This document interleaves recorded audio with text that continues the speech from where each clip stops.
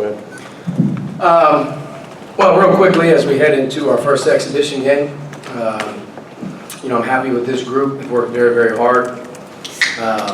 Like every team, trying to put things together and trying to mold certain guys to get better every week. We've been very receptive, and guys have had a great attitude.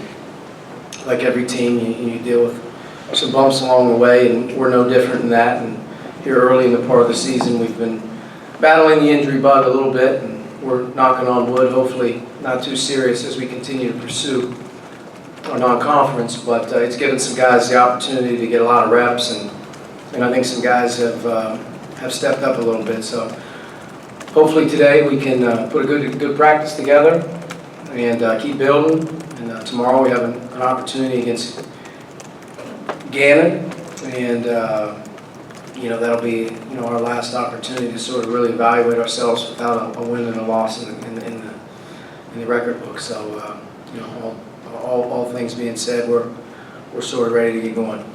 Okay, Zach, first question. Kind of talking about injuries, we didn't see Rob or Devontae do the scrimmage for Hoosier Hysteria. Do you expect them tomorrow night? Will they play? Will they be on any kind of limit or anything? I don't think we'll see either Rob or Devontae here. Tomorrow. We're hopeful that those guys can keep progressing. Devontae's sort of been on a wave of out, then back a little bit, now out again. He's dealing with a hamstring that's, hamstrings are delicate, and we want to make sure that we're putting him in a situation where he's confident. Rob really hasn't been a part of anything that we've done here in October, and to ask him to play tomorrow night would be sort of, I would think, unfair a little bit, but hopefully he's getting closer to getting back to work with us full go. And both guys are very, very important to what we're doing. So, erring on the side of caution here, in October is the smart thing to do. But, we'll have some other guys, hopefully that will have the ability to step in and get some minutes, and that's always important as well.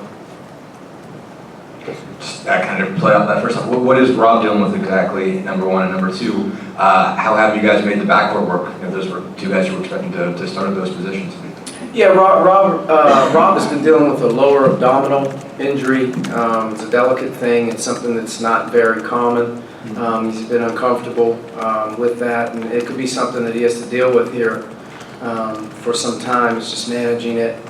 So we're like I said, we're erring on the side of caution, and we want him to be in the best position that he can when he does start to get back, that he feels as good as he can. And hopefully today will be a step in the right direction with him doing a little bit more with us. But both guys, like I said before, very, very important. They logged a ton of minutes.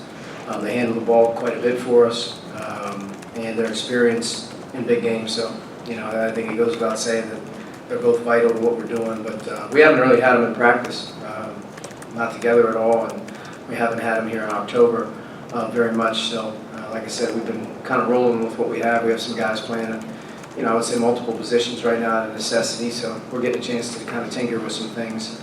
But as we're going in tomorrow night, and we'll have another week after that, before we get kicked off. So we'll hopefully get more information as we keep going. Good. To go off that, even if Rob and Devontae aren't playing, or even if they are playing, the backcourt depth might be a little scarce as it has been years past. And how much is Armand Franklin? What have you liked from him lately, and how much do you think he'll be able to help the team in the backcourt this year? Well, Armand's really important to what we're doing. He's had to handle a significant amount of repetitions in practice.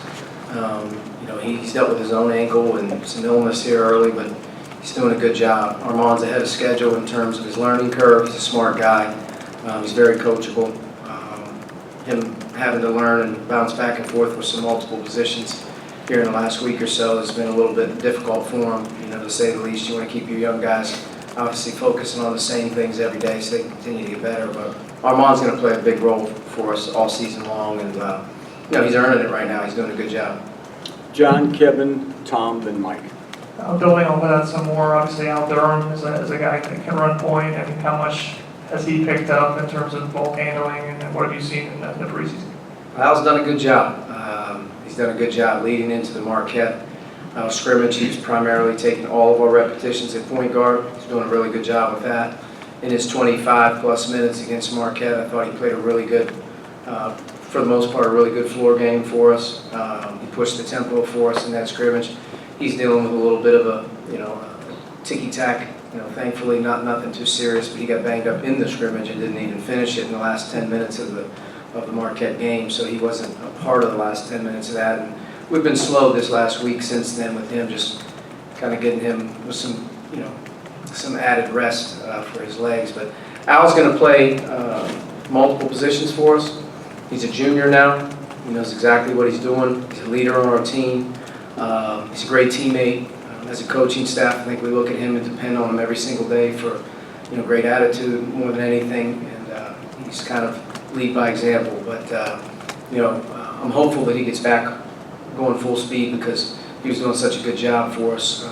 His first 2 to 3 weeks leading into our scrimmage game, and then again did a nice job with our scrimmage. But Al's the fastest, I would say, of the 3 guards that can play the point with what we're trying to do right now.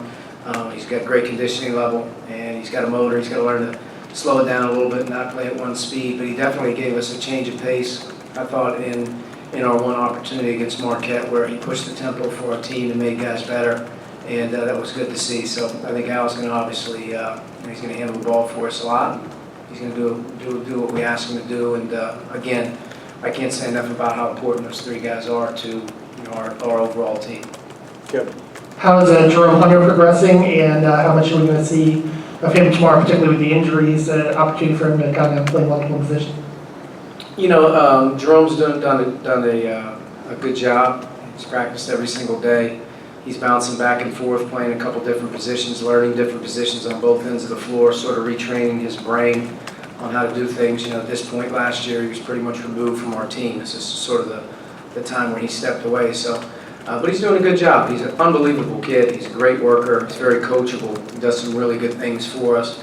Honing him in on making, sort of less ball handling and less passing mistakes.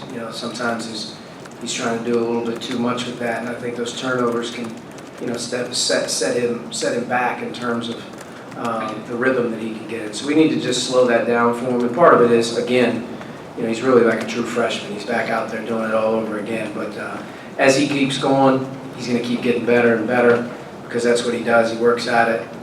And he's a big part of sort of, I would say, an X factor in our depth. The more he can handle, the better we'll be. He makes us deeper. He gives us a bigger wing on the floor. And obviously, his shooting ability is something that was greatly missed. And, as he's sort of gotten back into the flow of things with our team, he's another guy that can make some shots for us and score. He's wired to do that a little bit. So. But early on here, as he head into tomorrow, we're hopeful that he can get as many repetitions as he can here today and set himself up for an opportunity to play tomorrow and get that first taste of Simon Skjodt, officials, crowd. He really hasn't done that, so it'll be an important day for him. Hopefully he gets out there a little bit. Tom? Coach, I know you mentioned Armand and his true freshman learning curve. What about with Trace? What have you seen from him so far, and what are you expecting?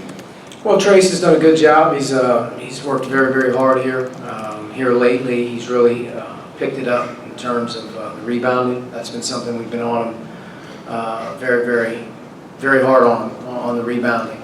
As he's learning to play at a faster pace, taking less breaks on some of the things that are necessity, and rebounding is one of those things he's got to really bring to the table. He's won our gold jersey, I think 2 out of the first 3 opportunities that we've handed it out. Extremely talented, but just a young kid, man. He's out there learning for the first time. To him, he's got a great demeanor right now in terms of how he's learning, what he wants to do. He's very coachable, and I think playing against college players for the first time the other day, you got to see the good, you got to see the bad. Like all of our players, you got to see the good and the bad here early in the season. But Trace is a guy that he stays with it. He'll be one of the more talented players to come through here. He's got a lot of ability, and he's got a great mindset right now. We just got to keep him honed in. But Trace, he's going to play a big role for this group early in his career. And it's a lot to handle, but we got to throw him to the fire, and I think that that's what he wants. And we got to put a lot of pressure on him though to produce in the little things. There are going to be some things that he's going to get exposed on, whether that be scouting or drawing, fouling, things like that early in your career that you're going to deal with, especially as a young front court player, out there. So I think you'll see some you'll see some ups and downs with him, but can't say enough about his work ethic and his approach right now. He's done a great job. Coach, what were your biggest takeaways from that close scrimmage from Marquette? Like 2 or 3 things that kind of you learned most about your team? If healthy, could be very, very deep. Have up to 11 players that, as a coaching staff, we would feel good putting in the game. You know, without reservation right now, can get in and play with anybody, and that's an exciting thing to have at your disposal, especially every day in practice. If you ever get to experience the total group, then you can really start to put them up against one another and have them earn it. And in the game, you have that confidence that the next man up, continues to keep us at a high level. And I think that's what we've stressed with our teams: the strength of the numbers. Could be anybody's night on a given night, but let's be one of those teams where there's very little drop off with regard to who's on the floor. If you can establish that, that's good. Defensively, we could be a very good defensive team. We have size, we have length, and we have depth. And for a hard-playing team and we're disciplined, we could be a very good defensive team.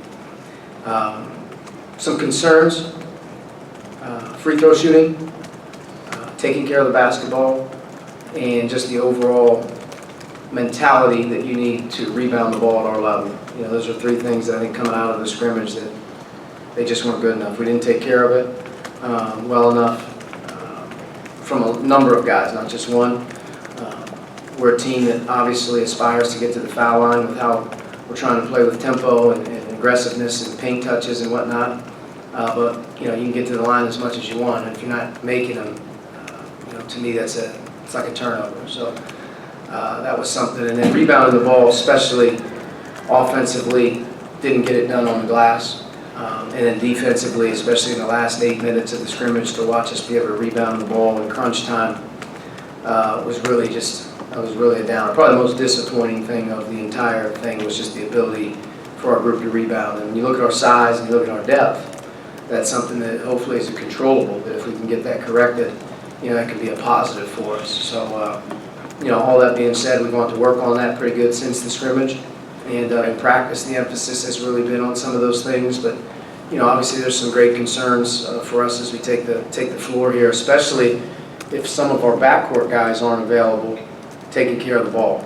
Taking care of the ball with different players in there for the first time. And, some of those things are obviously, they make you a little bit nervous. So those will be huge things for our team. I think just the rebounding, the taking care of the ball, and, free throw shooting, they could be real X factors for this team.